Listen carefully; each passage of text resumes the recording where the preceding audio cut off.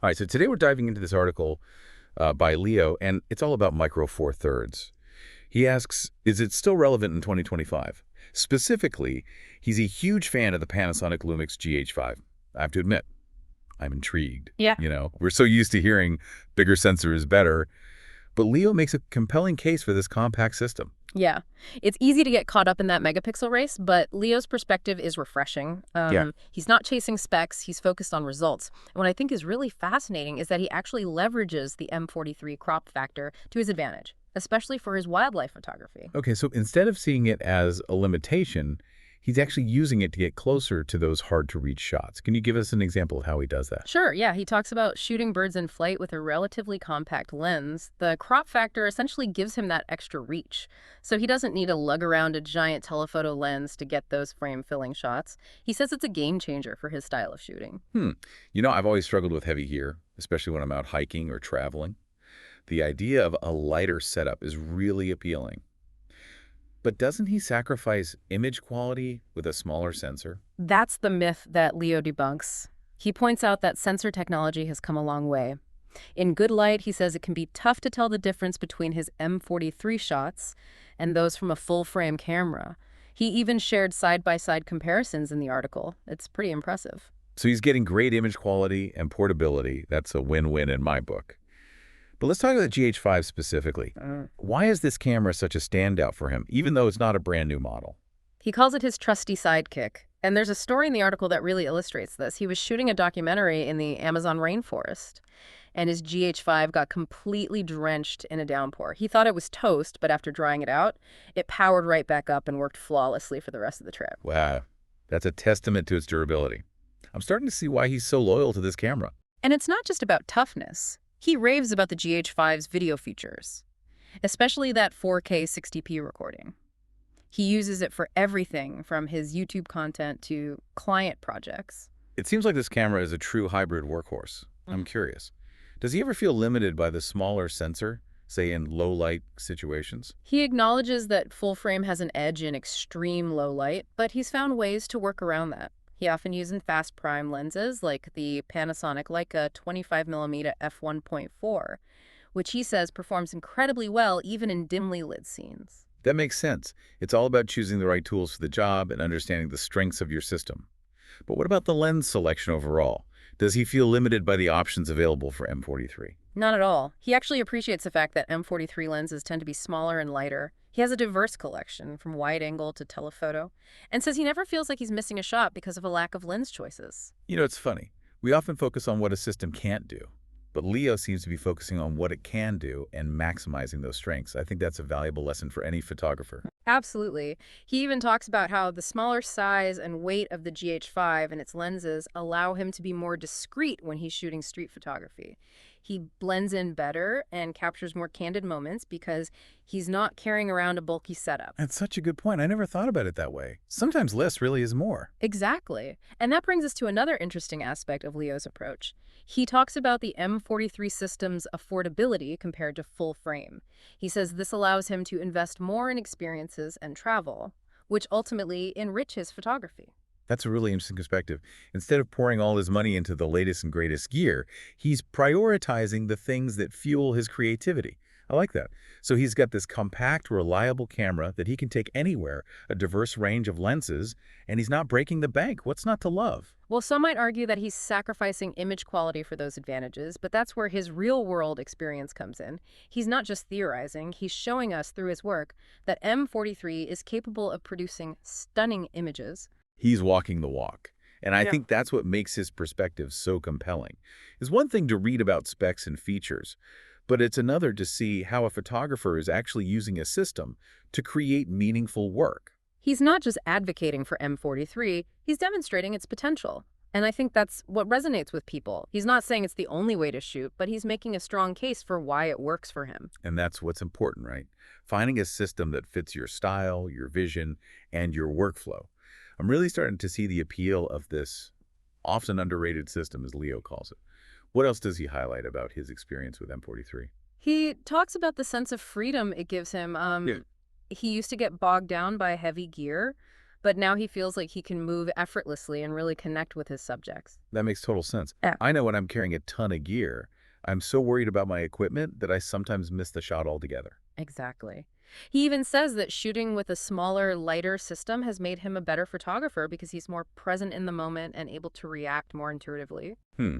I love that idea. It's like the camera fades away and you're just left with the pure joy of creating. So we've talked about the benefits for wildlife and street photography, but what about other genres?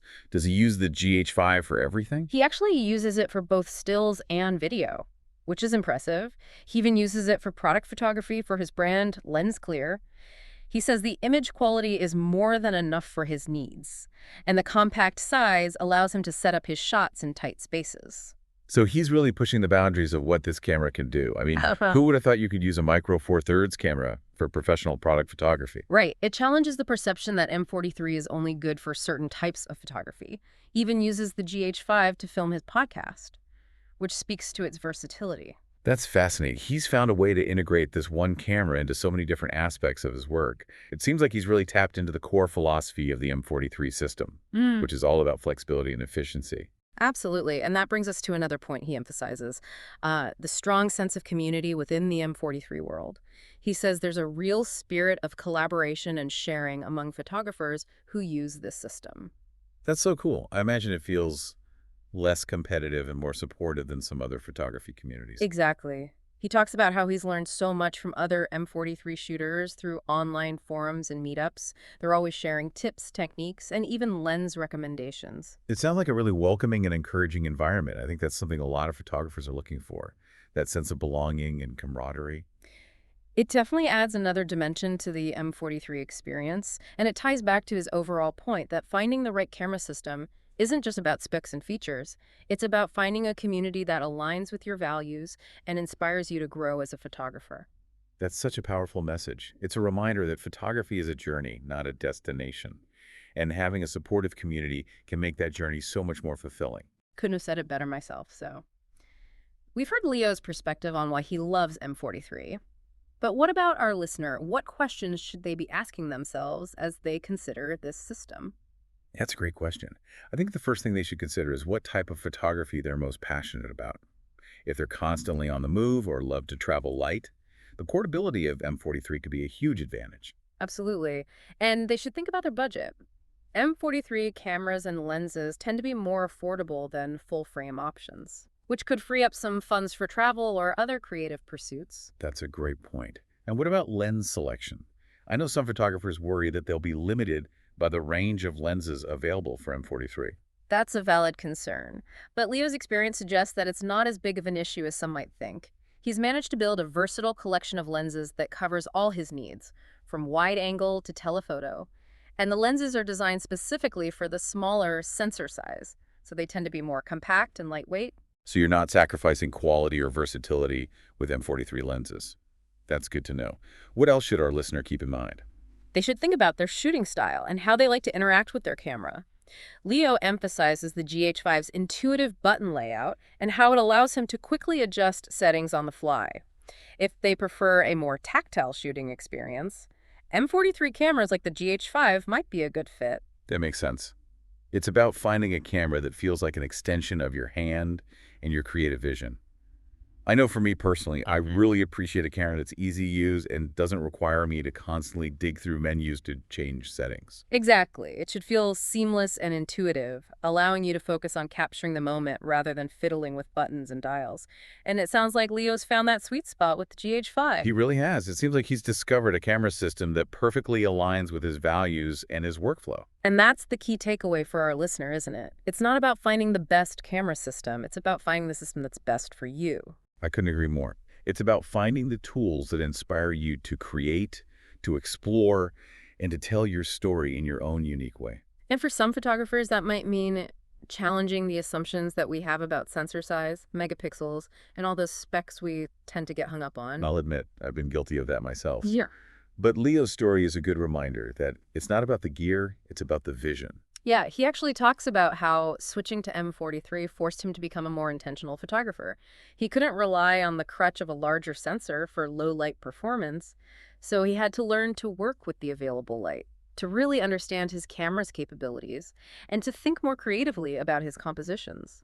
That's so interesting. So in a way, embracing the limitations of the system actually pushed him to become a better photographer. Exactly. It's like he had to unlock a new level of creativity to get the results that he wanted. And that's something I think a lot of photographers can relate to, regardless of what system they use. Yeah. I know I've had those aha moments when I've been forced to work with constraints. It often leads to my best work. It's like that old saying, necessity is the mother of invention. And in Leo's case, the necessity of working with a smaller sensor seems to have sparked a whole new wave of creativity. Hmm. It's inspiring to see how he's turned what some might perceive as a weakness into a strength. So as we wrap up our deep dive into Leo's world of Micro Four Thirds, what's the key takeaway for our listener? I think it comes down to this. Don't be afraid to challenge the status quo. Don't let the marketing hype dictate what gear you should be using. Instead, take the time to explore different systems, experiment with different approaches, and find the tools that resonate with your creative vision. And maybe, just maybe, you'll discover that the perfect camera system isn't the one with the biggest sensor or the most megapixels, but the one that fits your hand, your heart, and your creative spirit. Who knows? You might even find yourself falling in love with the elegance and efficiency of a system like Micro Four Thirds, just like Leo did. And if you're curious to learn more, I encourage you to check out Leo's article. He goes into even more detail about his workflow, his favorite lenses, and the specific ways he uses the GH5 to capture his unique vision of the world. Yeah, it's a fascinating read. And it might just open your eyes to the possibilities of this often underrated system. Well, that's all the time we have for today's deep dive. Thanks for joining us on this exploration of Micro Four Thirds and the Panasonic Lumix GH5. We'll catch you next time on the deep dive.